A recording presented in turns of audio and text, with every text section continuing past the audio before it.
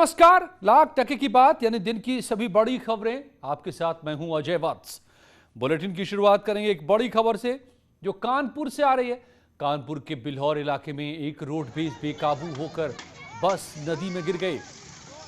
पहले थोड़ी देर के लिए पुल पर यह अटकी रही। इस दौरान सवारियों में अफरा तफरी मच गई। लोग शीशे तोड़कर बमुश्किल बाहर कूदने लगे, निकलने लगे। इतना ही नहीं, कुछ लोग तो नदी में भी कूद गए। हालांकि गनीमत रही कि कोई हताहत इसमें नहीं हुआ है, मगर ये बड़ा हादसा, बेकाबू रोडवेज की बस। श्याम तिवारी हमारे संवाददाता मेरे साथ जुड़ गए हैं। श्याम, तो क्या रफ्तार ही वजह बेकाबू हुई बस?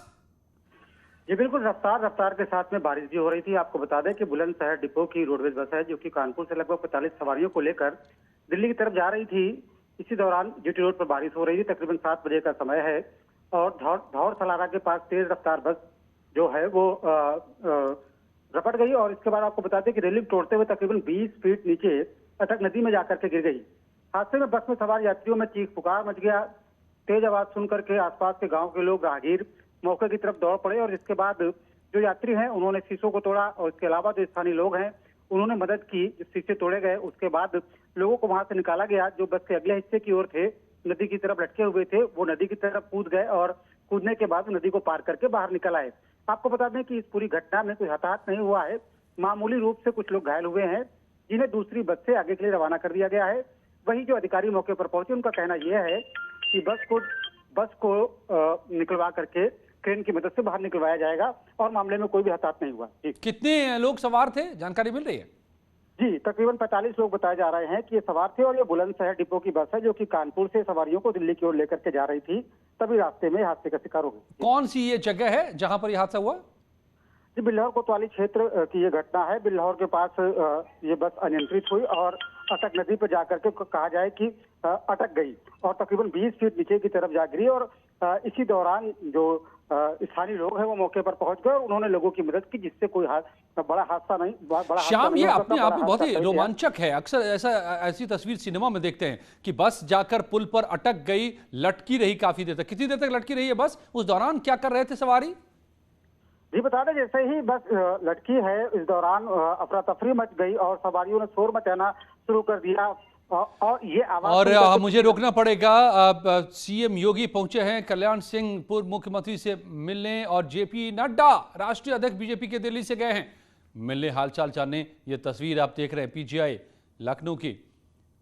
अस्पताल में भर्ती हैं कल्याण सिंह पूर्व मुख्यमंत्री। हालांकि हालत में थोड़ी सी सुधार पिछले 2-3 दिनों से दिख रहा है। आज ही पीजीआई ने बचाया है। उनसे मिलने पहुंचे हुए हैं इस वक्त जेपी नड्डा, बीजेपी के राष्ट्रीय अध्यक्ष पहुंचे हैं इस वक्त लखनऊ सीधे दिल्ली से, साथ में सीएम योगी भी। ये तस्वीर पहुंचने की, पीजीआई जब पहुंचे और आप देख रहे हैं ये तस्वीर जब पहुंचे हैं यहां पर जेपी नड्डा और अनामिका। जानने के बाद देख सकते हैं तस्वीरों में आपकी जेपी नड्डा और उनके ठीक पीछे बैठे मुख्यमंत्री योगी आदित्यनाथ, जो कल्याण सिंह से मिलने के बाद, उनसे मुलाकात करने के बाद, डॉक्टर्स के साथ डिस्कशन करने के बाद बाहर निकल रहे हैं। और ठीक पीछे जो गाड़ियों का काफिला है उसमें आप देख पा रहे होंगे केशव मौर्य बैठे हुए हैं अगली गाड़ी में, पार्टी के प्रदेश अध्यक्ष स्वतंत्र देव सिंह, और पीछे गाड़ी में आपको यूपी प्रभारी राधा मोहन सिंह समेत तमाम पदाधिकारी और मिनिस्टर्स दिखाई दे रहे होंगे। तमाम दिग्गज नेता, मंत्री, खुद मुख्यमंत्री, दोनों डिप्टी सीएम और पार्टी के राष्ट्रीय अध्यक्ष जेपी नड्डा ने जाकर के अंदर मुलाकात की। करीब आधे घंटे की ये मुलाकात रही है जिसमें जेपी नड्डा ने डॉक्टर से भी बात की है उनकी सेहत को लेके और जो हेल्थ बुलेटिन है वो जानने की कोशिश की है कि स्थिति किस तरीके की है, कितनी गंभीर सिचुएशन है या इलाज किस तरीके से दिया जा रहा है और कितना इंप्रूवमेंट हो रहा है। इन तमाम मुलाकातों के बाद देख सकते हैं कि आप एक एक करके जो गाड़ियों का काफिला है अब वो भी यहाँ से निकल रहा है। हालांकि जानकार ये बता रहे हैं कि जेपी नड्डा खासतौर पर सिर्फ कल्याण सिंह से मुलाकात करने के लिए आए थे, उनकी सेहत जानने के लिए आए थे, लिहाजा उनका लखनऊ में और कोई कार्यक्रम नहीं है। वो सीधे यहाँ से एयरपोर्ट के लिए रवाना हो जाएंगे, उसके बाद वो दिल्ली चले जाएंगे। यानी कि सिर्फ और सिर्फ इस आधे घंटे की मुलाकात और पूर्व मुख्यमंत्री कल्याण सिंह की सेहत जानने के लिए पूरी की पूरी पार्टी के दिग्गज नेता और खुद मुख्यमंत्री योगी आदित्यनाथ पीजीआई पहुंचे हुए थे, जो मुलाकात करके यहाँ से निकल चुके हैं। अनामिका सी न्यूज़ 18। जी, तो ये तस्वीर उसी मुलाकात की है जिसका जिक्र कर रही थी हमारी संवाददाता अनामिका। अभी निकले हैं बाहर। जेपी नड्डा दिल्ली से सीधे जाकर मिले हैं पूर्व मुख्यमंत्री कल्याण सिंह से जो अस्पताल में भर्ती हैं। और जाहिर है जब पार्टी प्रेसिडेंट पहुंचे हैं यहाँ तो तमाम आला नेता जो मौजूद हैं इस वक्त लखनऊ में सबके सब यहाँ पर मौजूद। उनके साथ सीएम योगी, डिप्टी सीएम आप दिखाई दे रहे हैं, दोनों डिप्टी सीएम मौजूद हैं यहाँ पर, केशव मौर्य और दिनेश शर्मा, और साथ ही राधा मोहन सिंह जो प्रभारी हैं केंद्र के। सभी नेता यहाँ पहुंचे कल्याण सिंह का हाल जानने। ये तस्वीर लखनऊ की पीजीआई की। और गाजियाबाद के इंदिरापुरम इलाके में भीषण आग लग गई। एक आग फार्म हाउस में लगी और पूरा फार्म हाउस जल रहा है। दमकल की 5 गाड़ियां मौके पर मौजूद हैं। आग पर काबू पाने की कोशिशें जारी हैं। अब तक आग लगने के वजह का पता नहीं चला है, लेकिन फार्म हाउस में भड़की ये आग की लपटें दूर दूर से देखी जा रही हैं। गाजियाबाद के फार्म हाउस में आग, ऊंची ऊंची लपटें। दमकल की कई गाड़ियां मौके पर आग को बुझाने की कोशिशें जारी, लेकिन अब भी आग बेकाबू। आज की बड़ी खबर यह भी, मोदी मंत्रिमंडल के विस्तार और फेरबदल के बाद आज कैबिनेट की पहली बैठक हुई जिसमें किसान और कोरोना समेत कई मुद्दे पर अहम फैसले लिए गए। कोरोना से लड़ाई के लिए 23,123 करोड़ के इमरजेंसी हेल्थ पैकेज का ऐलान किया गया है। इसके अलावा 1 लाख करोड़ रुपए मंडी के जरिए से किसानों तक पहुंचाए जाएंगे। केंद्रीय स्वास्थ्य मंत्री मनसुख मंडाविया ने बताया कि कोरोना की तीसरी लहर से निपटने की तैयारी की जा रही है, जिसके लिए 20,000 नए आईसीयू बेड को तैयार किया जा रहा है।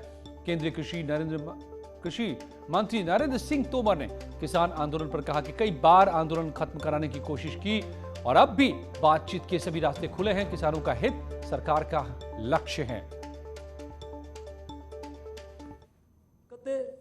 हमारे सामने आई, जो समस्याएं हमारे सामने आई, वो भविष्य में हमारे सामने इस स्थिति को हम भविष्य में कैसे निपटे, उसके लिए ये पैकेज 2 लाया गया है। पैकेज 2 में कुल मिला के 23,123 करोड़ रुपीस, 23,000 करोड़ रुपीस का एक पैकेज है।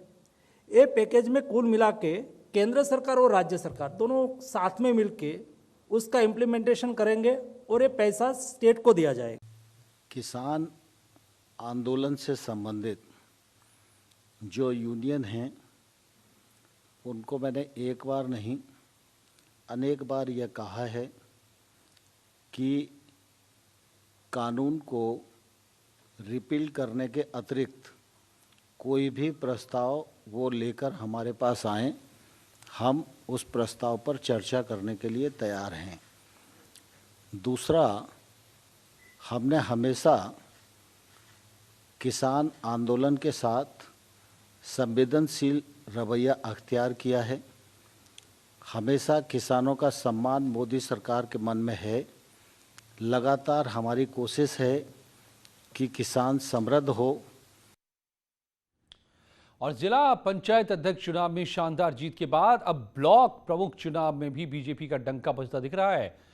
यूपी के कई जिलों में बीजेपी की जीत निर्विरोध तय हो चुकी है। 6 जगह की तस्वीर आपके सामने है। मेरठ के 12 में से 6 ब्लॉक में बीजेपी की निर्विरोध जीत। सरथना, खरखौता, दौराला, रोहटा, रजपुरा और मेरठ ब्लॉक में बीजेपी की जीत तय है। फर्रुखाबाद में भी ब्लॉक राजेपुर और संजय सोमवंशी का पर्चा यहाँ पर राजेपुर में खारिज हो जाने की वजह से बीजेपी के 5 जिला ब्लॉक प्रमुख अध्यक्ष पद के प्रत्याशी निर्विरोध विजयी हो गए। संभल में भी बीजेपी की सुगंधा सिंह बनिया खेड़ा से निर्विरोध ब्लॉक प्रमुख पंचायत निर्वाचित हुई है। बस्ती के 14 ब्लॉकों में से 12 ब्लॉक पर बीजेपी की निर्विरोध जीत हो चुकी है। महोबा में 4 ब्लॉकों में से 2 पर, अमेठी में 13 में से 2 ब्लॉकों में बीजेपी की जीत तय मानी जा रही है। अभी तक जो नतीजे आ रहे हैं उसके मुताबिक बीजेपी का ब्लॉक प्रमुख के चुनाव में भी डंका बजता दिख रहा है।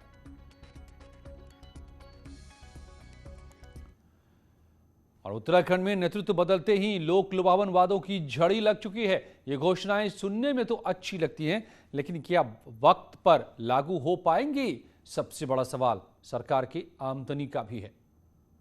पुष्कर सिंह धामी ईश्वर की शपथ लेता हूं कि मैं 4 जुलाई को पुष्कर धामी ने मुख्यमंत्री पद की शपथ ली और शपथ लेने के कुछ ही घंटों बाद उन्होंने प्रदेश के कई विभागों में खाली पड़े 22,000 पदों के अलावा बैकलॉग के सभी पदों को भरने की घोषणा कर दी।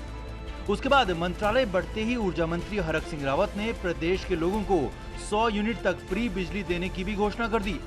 अब इन घोषणाओं को विपक्ष ने चुनावी शिगुफा बताया है। हालांकि ऊर्जा मंत्री का कहना है कि हर चीज को राजनीति की नजर से नहीं देखा जाना चाहिए। हर चीज की मीक निकालना और हर चीज का राजनीतिकरण करना मैं सोचता हूँ उचित नहीं है। ये उत्तराखंड के हित में है, उत्तराखंड के गरीबों के हित में है।